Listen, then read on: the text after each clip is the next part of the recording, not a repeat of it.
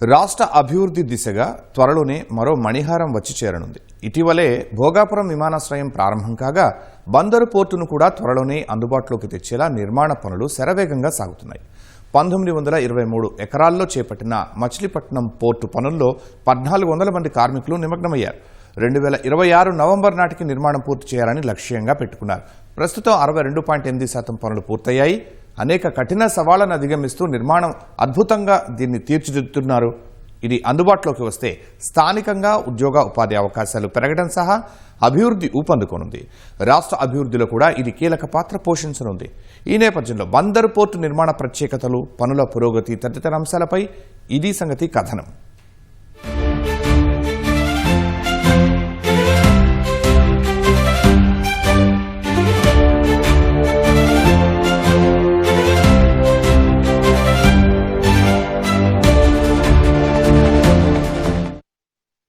వెయ్యి కిలోమీటర్లకు పైగా సముద్ర తీరం కలిగిన రాష్ట్రం ఆంధ్రప్రదేశ్. ఇంత పెద్ద తీరమంటే అది సముద్ర రవాణా ద్వారా అభివృద్ధిని పరుగులు పెట్టించడానికి అవకాశమున్న అతిపెద్ద వనరు. ఈ అంశాన్ని గుర్తించిన రాష్ట్ర ప్రభుత్వం ఓడరేవుల నిర్మాణంపై దృష్టి సారించింది. మచిలీపట్నం, రామాయపట్నం, మూలపేట, కాకినాడ గేట్వే పోర్టుల నిర్మాణం వేగంగా సాగుతుండగా ఈ ఏడాది చివరికి వీటిని అందుబాటులోకి తీసుకురావాలని ప్రభుత్వం లక్ష్యంగా పెట్టుకుంది. మచిలీపట్నం ఓడరేవు నిర్మాణం పూర్తి చేయడానికి గడువు 2025 అక్టోబర్. అయితే పలు కారణాల వల్ల పనుల్లో జాప్యం చోటు చేసుకుంది. ప్రస్తుతం ఆ గడువును ఈ ఏడాది నవంబర్ వరకు పొడిగించటంతో అప్పటిలోగా పోర్టును అందుబాటులోకి తెచ్చేలా పనులు శరవేగంగా జరుగుతున్నాయి.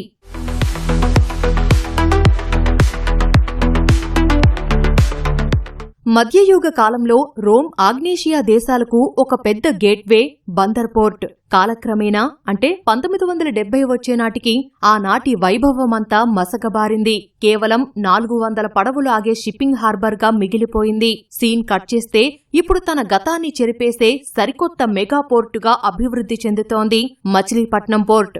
ఒక రకంగా చెప్పాలంటే ఈ నేల తన చరిత్రను మళ్లీ కొత్తగా లిఖించేందుకు సిద్ధమవుతోంది. అనేక సవాళ్లు దాటుకుంటూ నిర్మాణ పనులను పూర్తి చేసుకుంటోంది.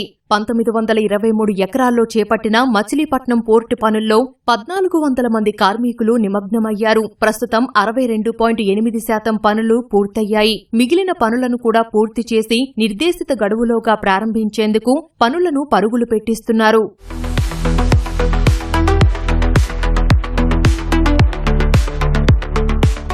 మచిలీపట్నం పోర్ట్ భారతదేశ తూర్పు తీరానికి మధ్యలో ఉన్న ఒక గ్రీన్ఫీల్డ్ డీప్ సీ సముద్ర ఓడరేవు. ఇది బంగాళాఖాత తీరంలో కృష్ణా జిల్లాలోని మచిలీపట్నంలో ఏర్పాటవుతోంది. ఈ ఓడరేవులో వాస్తవానికి 2021 నాటికే కార్యకలాపాలు ప్రారంభం కావాలి. అప్పట్లో Navayuga engineering company limited build own operate transfer పద్ధతిలో ఓడరేవును అభివృద్ధి చేసే ప్రాజెక్టును దక్కించుకుంది. 2019లో వైకాపా ప్రభుత్వం అధికారంలోకి వచ్చిన తర్వాత ఈ ప్రాజెక్టును రైట్స్ కంపెనీకి అప్పగించింది.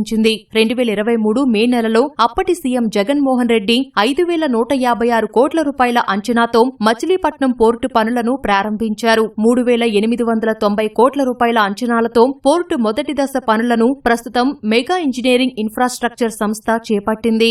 Project total administrative approval cost is 5,155 crores, 5,155 కోట్లు.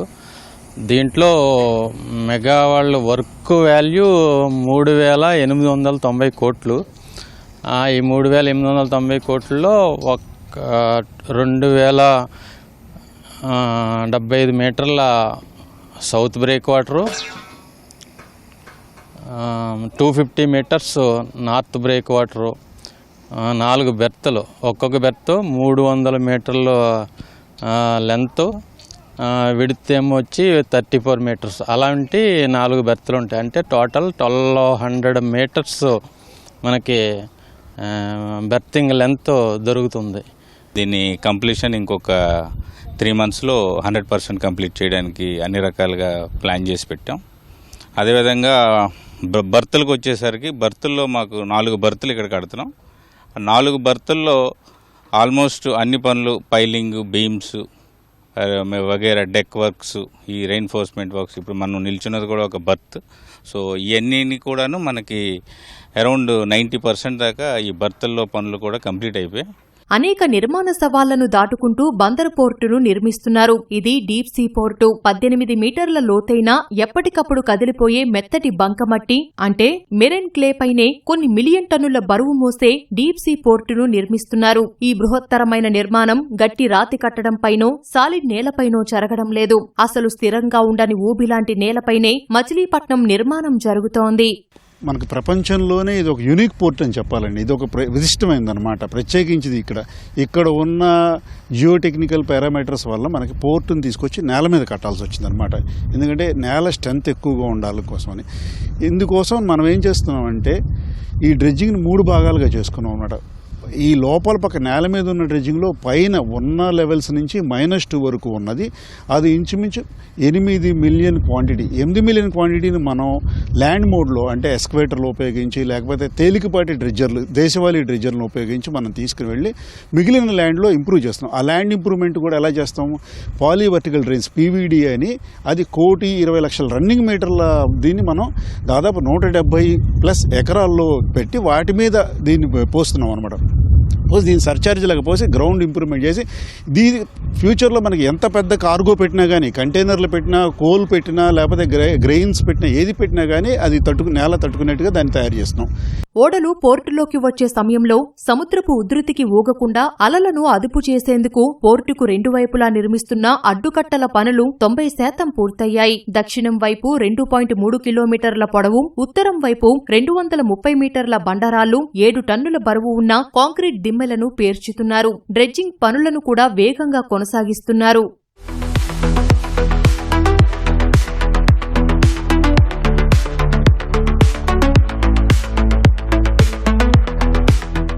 ఓడలు పోర్టులోకి వచ్చి లోడింగ్ చేసే ప్రాంతంలో కూడా పనులు వేగంగా జరుగుతున్నాయి. ప్రస్తుతం 4 బెర్తులకు సంబంధించి 90% పనులు పూర్తయ్యాయి. మొత్తం 16 బెర్తులు ఇక్కడ ఏర్పాటు చేయాల్సి ఉండగా మొదటి దశలో 4 నిర్మిస్తున్నారు. మిగతా 12 బెర్తులు పోర్టు అవసరాన్ని బట్టి విస్తరించనున్నారు. సముద్రం నుంచి భారీ ఓడలు పోర్టులోకి రావడానికి కడలి గర్భంలో ఏకంగా 13 కిలోమీటర్ల పొడవైన అప్రోచ్ ఛానల్ను తవ్వుతున్నారు.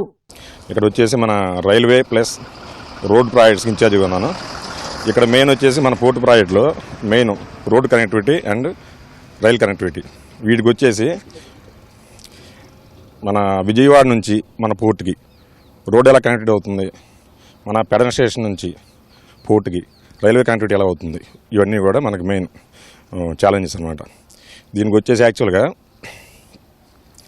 విజయవాడ నుంచి మన మచిలీపట్నం విజయవాడ బైపాస్ నుంచి లోపలికి కనెక్టివిటీ అనేది ఎలా ఉంది, ఆ కనెక్టివిటీ ద్వారా మనకి ట్రాన్స్పోర్టేషన్ ఎలా ఉంది, ఇవన్నీ కూడా మనకి మెయిన్ ఇక్కడ పోర్ట్ లోపలికి ఎలా రావాలి, ట్రాన్స్పోర్టేషన్, ఇంపోర్ట్స్, ఎక్స్పోర్ట్స్ ఎలా అవుతాయి, దాని గురించి మనకి రోడ్స్ అనేది మెయిన్. ఇప్పుడు ఆల్రెడీ మ్యాక్సిమం ప్రోగ్రెస్లో ఉన్నాయి.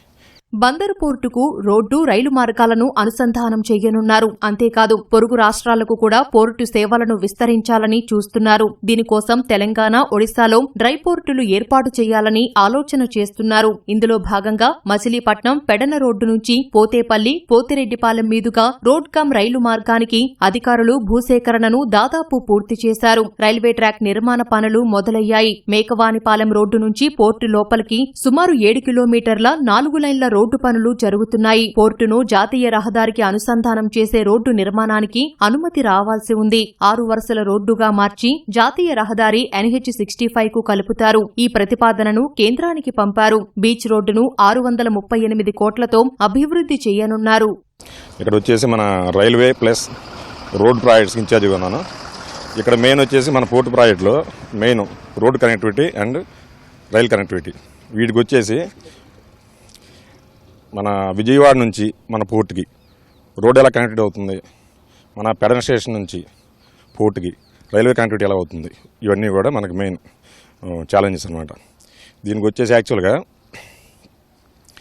విజయవాడ నుంచి మన మచిలీపట్నం విజయవాడ బైపాస్ నుంచి లోపలికి కనెక్టివిటీ అనేది ఎలా ఉంది, ఆ కనెక్టివిటీ ద్వారా మనకి ట్రాన్స్పోర్టేషన్ ఎలా ఉంది, ఇవన్నీ కూడా మనకి మెయిన్ ఇక్కడ పోర్ట్ లోపలికి ఎలా రావాలి, ట్రాన్స్పోర్టేషన్, ఇంపోర్ట్స్, ఎక్స్పోర్ట్స్ ఎలా అవుతాయి, దాని గురించి మనకి రోడ్స్ అనేది మెయిన్. ఇప్పుడు ఆల్రెడీ మ్యాక్సిమం ప్రోగ్రెస్లో ఉన్నాయి. అవి కూడా కొన్ని మ్యాక్సిమం ఫైనల్ స్టేజ్లో ఉన్నాయి.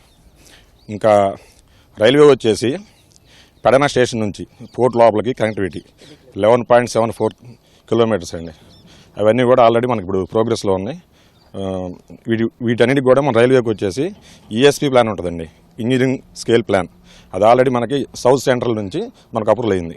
దాని ప్రకారం మనం ఇక్కడ కనెక్టివిటీ స్టార్ట్ చేయడానికి ఎంబాంక్మెంట్ అండ్ ప్లస్ ఎర్త్వర్క్స్ మొత్తం కూడా స్టార్ట్ చేసాం మనం. ఇప్పుడు ఆల్రెడీ ఇవన్నీ కూడా మనకి 40% ప్రోగ్రెస్లో ఉన్నాయి.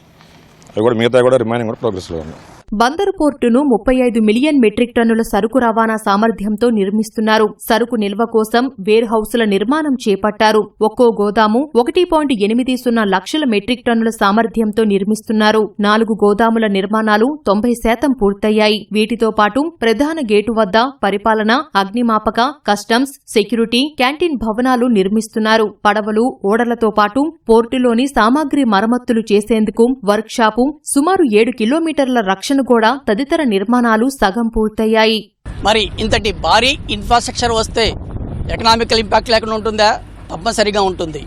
పారిశ్రామిక క్యాడర్లు వస్తాయి, స్థానిక రైతుల పంటలు ప్రాసెస్ చేసే అగ్రో ప్రాసెసింగ్ యూనిట్లు వస్తాయి. మచిలీపట్నం పోర్టు నుంచి కెమెరా గోపితో ఓబ్లేష్, ఈటీవీ న్యూస్.